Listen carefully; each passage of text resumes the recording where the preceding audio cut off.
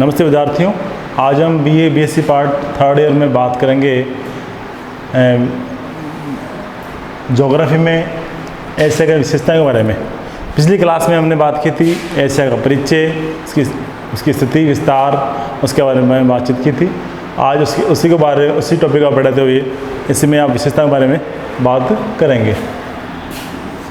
Asia की विशेषता में ये था कि एशिया का जो क्षेत्रफल है या एरिया है वो विश्व में सबसे बड़ा महाद्वीप होने के कारण यहाँ प्राकृतिक या मानवगत काफ़ी विभिन्नताएं पाई जाती है। एशिया विश्व का सबसे बड़ा महाद्वीप है। इस महाद्वीप में अनेक विभिन्नताएं उच्चावच संबंधी, कृषि संबंधी, जलवायु संबंधी और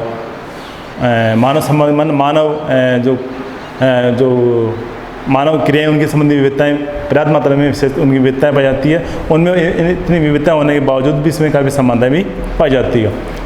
तो एशिया विश्व का सबसे बड़ा महाद्वीप होने के साथ साथ में बड़ी बात यह है कि इस महाद्वीप में इसका जो क्षेत्रफल है या उसका एरिया है इतना प्राचीन है, इतना बड़ा है कि इसमें अनेक प्रकार के प्राचीन पर्वतमालाएँ हैं, प्राचीन आधुनिक या मतलब नवीनकृत पर्वतमालाएँ भी पाई जाती है। मैदान विभाग नए निर्माण वाले मैदानी भूमि यहाँ पे बनी हुई है। इसके अलावा पहले वाले जो प्राचीन बांगर भूमियाँ हैं या बोल सकते हैं अपन द्वीप समूहमालाएँ भी पाई जाती है। जिसे एशिया का मैं पढ़ाता हूँ उसमें थोड़ा सा, जैसे ये आपका अफ्रीका महाद्वीप है और ये अरब कंट्रीज, यहाँ आगे आपका भारत, फिर भारत की दक्षिण पूर्वी देश जो द्वीप समूह राष्ट्र आगे इधर, इसके बाद में ये एशिया का पूर्वी भाग है और यहाँ ये आपका यूरोप आ गया। यूरोप के बाद पर यूरोप, उसके बाद में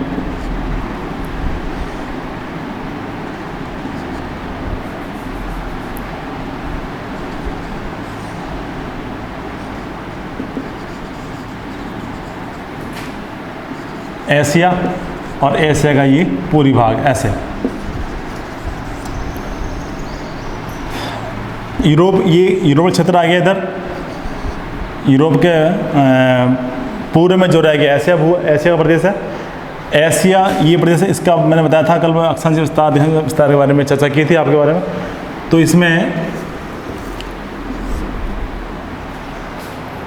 इतना बड़ा विशाल महाद्वीप होने के कारण इसमें अनेक उच्चावचीय भिन्नताएं, यानी यहाँ पर अनेक उच्चावचीय या जलवायु या वहाँ की कृषि या मानव संपदा या खनिज संपदा के बारे में काफ़ी प्राचीन, काफ़ी मतलब प्रकार की विभिन्नताएं पाई जाती है। तो इस विशेषता में बात करें तो इसमें कुल 5-6 विशेषताएं बताई मोटे प्रकार से कि ऐसे महाद्वीप विश्व का मानव जाति का जन्म स्थल रहा है। एशिया महाद्वीप मानव जाति का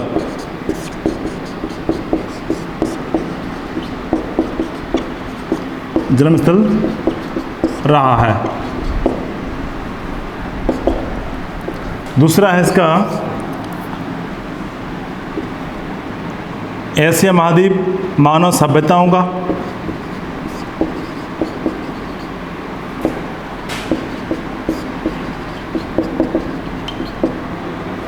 का जन्म स्थल रहा है। तीसरा, एशिया महाद्वीप महान धर्मों की भूमि है।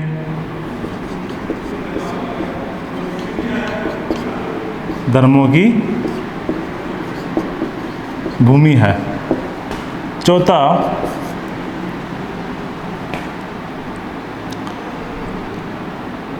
यह महाद्वीप विषमताओं का महाद्वीप है। विषमता मतलब यहाँ पर अनेक विविधताएं पाई जाती है। विषमताओं का महाद्वीप है और विविधताओं में एकता। यहाँ पर अनेक विविधताएं होती भी समानता पाई जाती है। विविधताओं में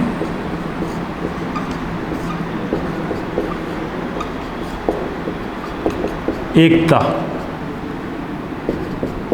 और छठी है भूत और भविष्य का महाद्वीप। भूत व प्राचीन से लेकर वर्तमान आगे मतलब भविष्य में भी संभावनाएं है। भविष्य का महाद्वीप। ऐसे 5-6 विशेषताएँ इसकी। प्रथम है मानव जाति का जन्म स्थल, मतलब एशिया महाद्वीप इतना बड़ा महाद्वीप होने के साथ बड़ी बात यह है कि विश्व में जो भी मानव समुदाय पाए जाते हैं इन सब का अपन गहराई में जाए तो मतलब 5000 वर्ष पूर्व जो मानव का जन्म हुआ तो एशिया महाद्वीप का ही एशिया महाद्वीप के बाहर मतलब एशिया महाद्वीप में ही किसी प्रदेश में इसका जन्म हुआ था। इसलिए यहाँ से जो मनुष्य जन्म होकर यहाँ से अन्य महाद्वीपों में पलायन कर गया, प्रवास कर गया।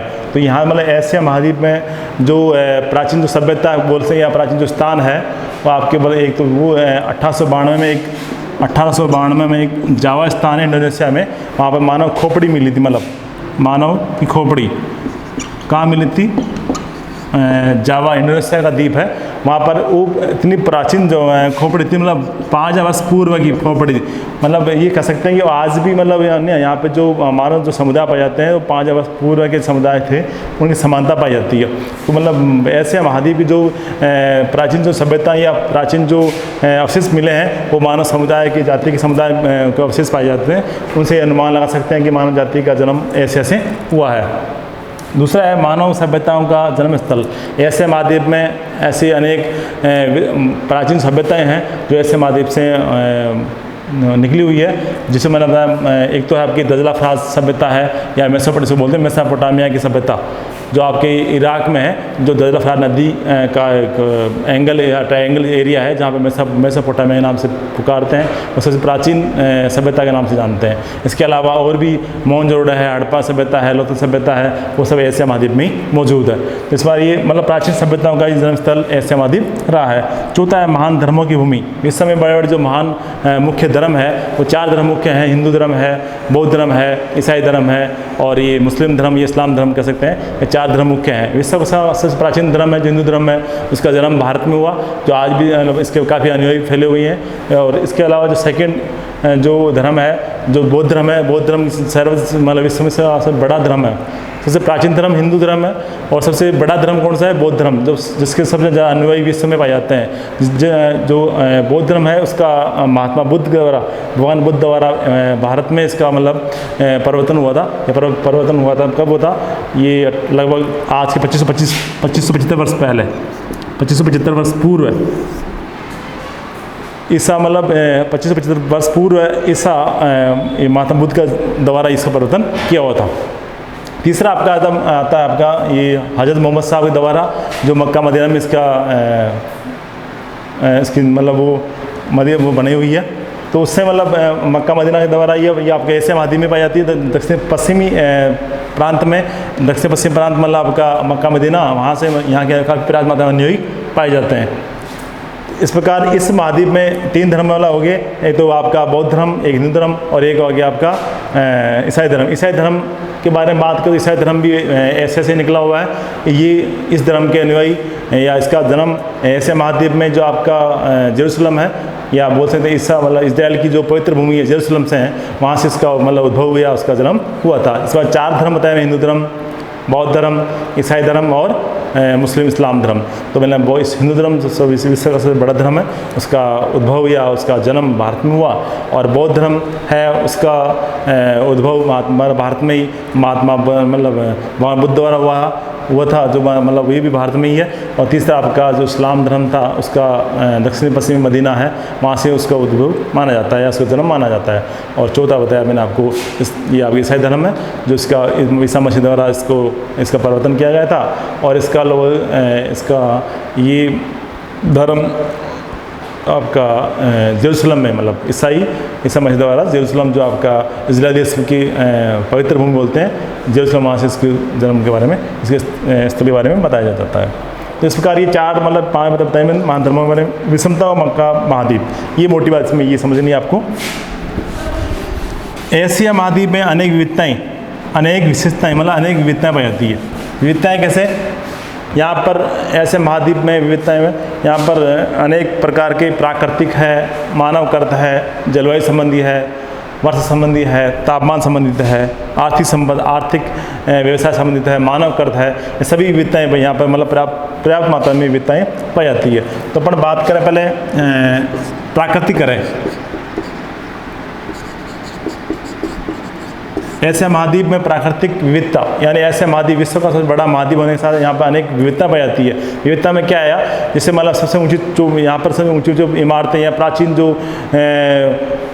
जो पर्वतमालाएं हैं वो भी यहाँ मौजूद है एशिया महाद्वीप में। नवीनकृत पर्वतमालाएं भी यहाँ एशिया महाद्वीप में मौजूद है। प्राचीन जो पर्वतमालाएं हैं जिसे बोलते हैं आपकी प्राचीन पर्वतमालाएं, जैसे आपको बोल सकते हैं जो अंगार लैंड है या वो आपका गोंडवाना है, जिसमें आज भी उसकी प्रत्येक साथ बनी जो चट्टानें बनी हुई है उसी चट्टान की आज ही बनी हुई है, इसमें कोई परिवर्तन नहीं हुआ है। जैसे दक्कन का पठार है या अरब का दक्षिण प्रदेश है, इधर आपका ये आपका चीन का हिंद चीन का पठार है, तो वहाँ पर ऐसे मतलब वहाँ की जो मिट्टी है, वहाँ का जो धरातल है उसमें कोई परिवर्तन नहीं है। आज भी मतलब पृथ्वी के साथ पृथ्वी जब बनी उस समय वो बनी हुई थी, उसमें कोई चेंज उसमें कोई था मतलब कोई परिवर्तन नहीं हुआ है।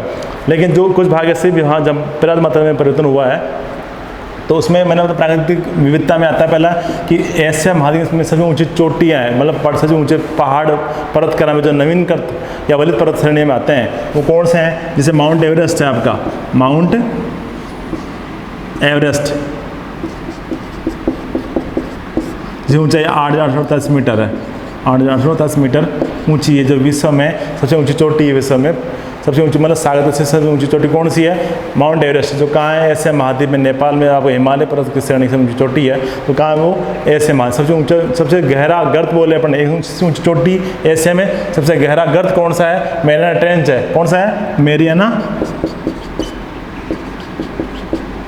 गर्त, जिसकी ऊंचाई जिसकी गहराई 11,022 मीटर,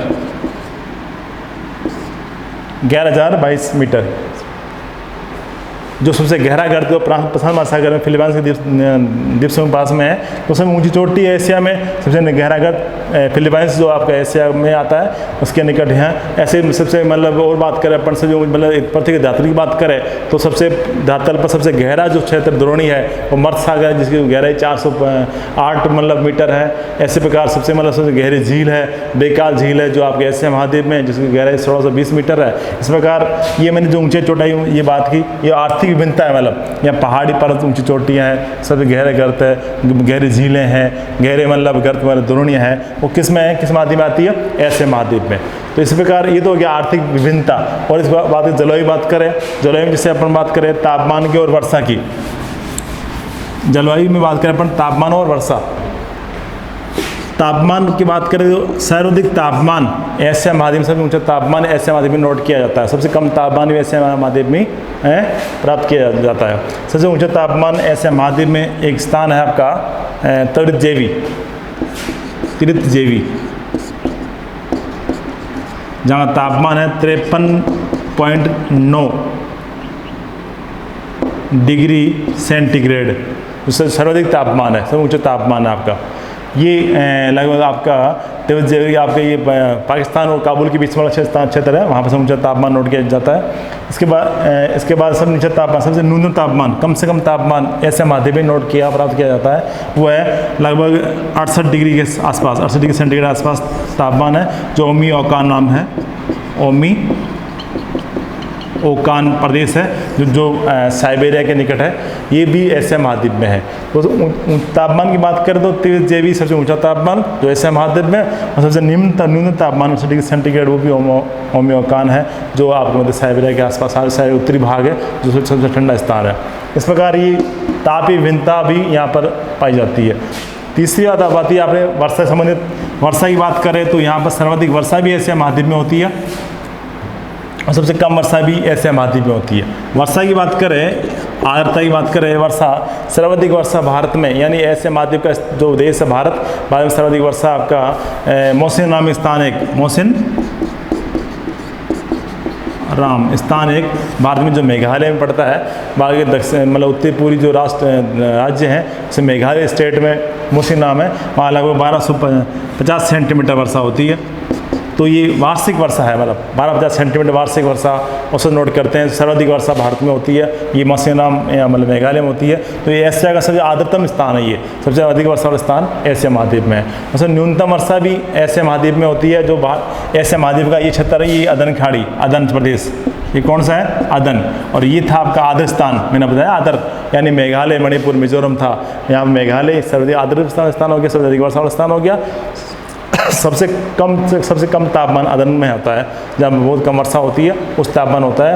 लेकिन अब यहाँ पर सबसे कम वर्षा भी बहुत कम होती है। तो यहाँ पर 3 माइनस मतलब 3 पॉइंट समथिंग सेंटीमीटर वर्षा होती है एवरेज, तो बहुत कम मात्रा में उसमें वर्षा होती है। तो ये तो कम वर्षा वाला स्थान या अधिक वर्षा वाला स्थान। यहाँ पर एक आप बताया मैंने साइबेरिया के आसपास न्यूनतम तापमान था, यहाँ हाईएस्ट तापमान था आपका जापान का, आपका ये पाकिस्तान में आता है, जो तीव्र बताया मैंने आपको ऐसे। इसके अलावा और भी आर्थिक विविधताएं पाई जाती है, जैसे मतलब आर्थिक में यहाँ पर अनेक खनिज संपदाओं के बारे में बात करें तो उत्पादन के बारे में बात करें तो जैसे खनिज अभ्रक है, जिप्सम है, टिन है, इनमें अग्रणी है एशिया महाद्वीप। जैसे अभ्रक है, जिप्सम है, टिन है, एंटीमनी है, इसमें भारत ये एशिया महाद्वीप उत्पादन में अधिक अग्रणी है। और कुछ चीज़ें चांदी है और बॉक्साइट है, अदरवाइज है, इसके बारे में पिछड़ा हुआ है। तो इसमें कई चीज़ें मतलब ये चीज़ें इसमें एडवांस है।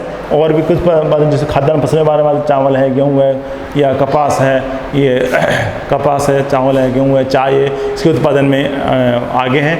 और कुछ फसलों के बारे में बात करें तो इसमें उत्पादन हो सकता है, लेकिन उत्पादन की संभावना ही नहीं है। इस प्रकार ये अपनी बात करें, आर्थिक है, तापीय समानता है और तापीय विविधता है, प्राकृतिक विविधता है, ऐसे मानव करते बात करें तो मानव संबंधी का विविधता पाई जाती है।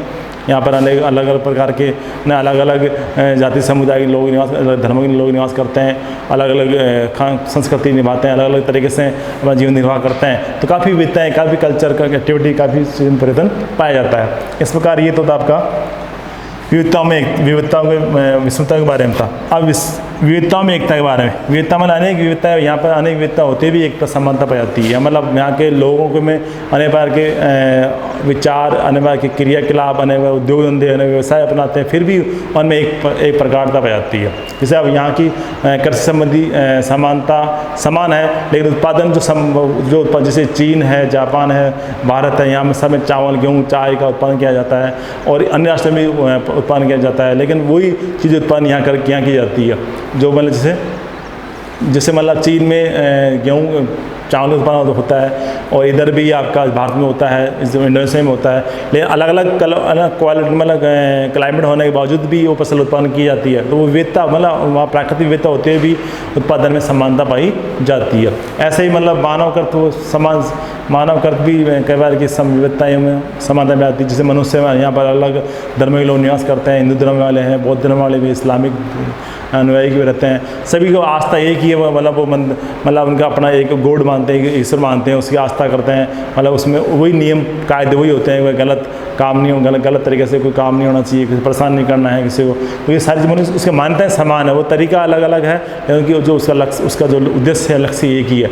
तो इसमें मतलब मनुष्य की आचार विचार, उसकी एक्टिविटीज़ और उनमें अंतर हो सकता है, पाया जाता है, लेकिन उसका जो लक्ष्य है, उसका जो कार्य कर, उसका जो फल है, वो एक समान होता है। तो ये ऐसे विविधता में एकता के बारे में पाठ पढ़ाया जाता है। एक विषमता में एकता मतलब यहाँ पर विविधता में एकता हो गया। फिर है भूत भविष्य का महाद्वीप, यानी भूत भविष्य में यह आता है कि यहाँ पर ऐसे महाद्वीप में प्राचीन काल में कई सभ्यताओं का विकास हुआ, कई प्राचीन मतलब मानव जाति का विकास हो, मतलब हर चीज़ में, हर क्षेत्र में ऐसे महाद्वीप एडवांस था, आगे था, पूर्व काल में या प्राचीन काल में आगे था।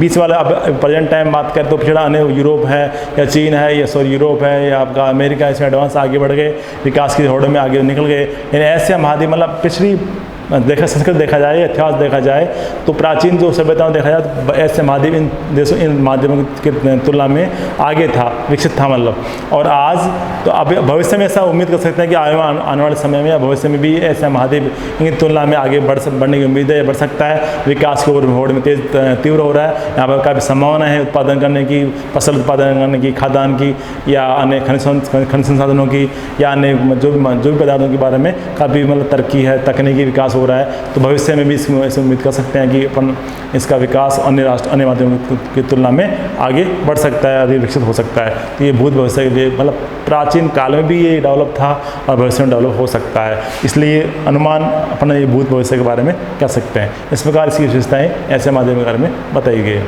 तो ऐसे माध्यम के बारे में आज ये चैप्टर दिया। नेक्स्ट वीडियो में अपन नेक्स्ट क्लास में अपन बात करेंगे ऐसे उच्चावच के बारे में। आज के लिए इतना ही, धन्यवाद।